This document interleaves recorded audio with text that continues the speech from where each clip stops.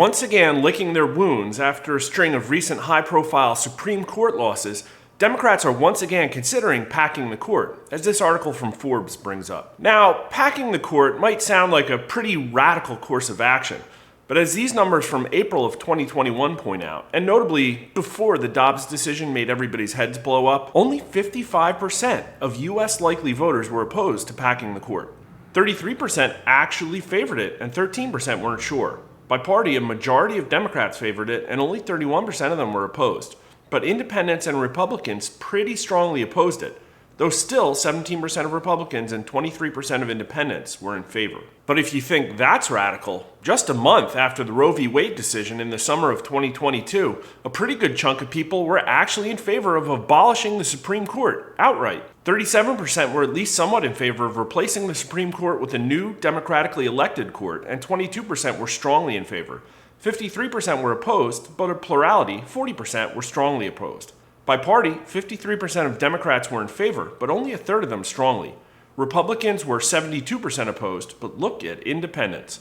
38% in favor and 52% opposed. That's a lot closer than I would have thought among independents, but abortion is a pretty hot topic for some of them. But the extremism didn't stop there. 39% of Democrats and 30% of independents even wanted a constitutional amendment to give the UN the authority to reverse U.S. Supreme Court decisions if they, the UN, thought they violated human rights. Only 47% of Democrats were opposed to that, but 59% of independents and 77% of Republicans were against the idea. Now, despite all the temper tantrums that the Dobbs decision instigated, a year later, a majority of voters actually approved the Supreme Court decision. 52% approved, 37% strongly, and 44% disapproved, 36% strongly. But that 8-point spread is currently wider than Trump is beating Biden in 2024 rematches.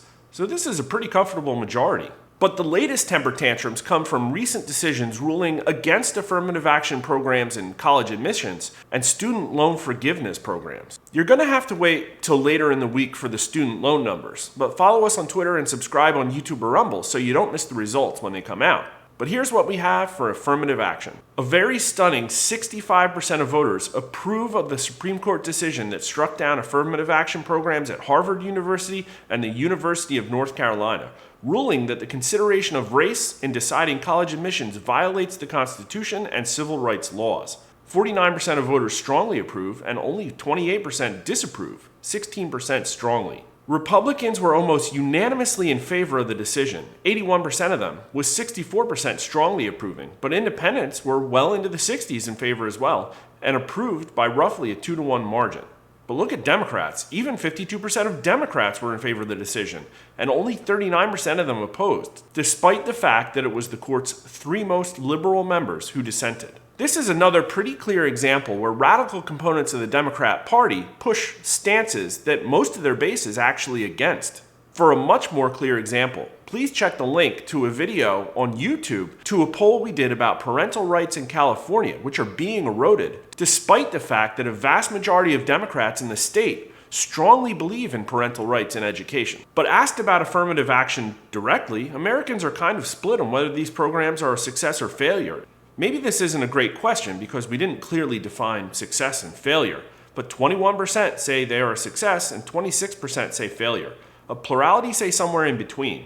There is a party signal showing that affirmative action programs are more popular among Democrats than independents or Republicans, who pretty equally think they're failures by almost a 3-to-1 margin. But 37% of Democrats say a success and 14% say a failure, while 41% of them say somewhere in between. How do you interpret these results? Post your theories in the YouTube comments. We've asked about affirmative action many times over the years, and there's never really been strong support or opposition. In 2010, 46% were opposed and 32% were in favor. But in 2018, it was split, 37% to 37%. Democrats were actually rock solid on this issue for almost the entire last decade. But Republicans are now 10 points less opposed to affirmative action programs, and independents went from being 3-to-1 opposed to being almost split, 29% to 38%, at least in 2018. So I think it's fair to say that some Americans do see value in affirmative action programs. But where is the limit? Well, one limit is when it's used to pick a Supreme Court justice. From early 2022, 61% of voters were opposed to the idea of making race and gender-based decisions for Supreme Court appointments. Only 26% said it was a good idea. Not even a majority of Democrats approved of the idea, despite the fact that this was a set of questions about Ketanji Brown Jackson's appointment. 37% of them were opposed, though many Democrats most likely thought her appointment wasn't about race or gender. Republicans and independents were 7-1 and 4-1 against the idea of picking Supreme Court nominations by race or gender. We hope you found this interesting. Follow us on Twitter, please like the video and subscribe on YouTube or Rumble, and thanks for watching.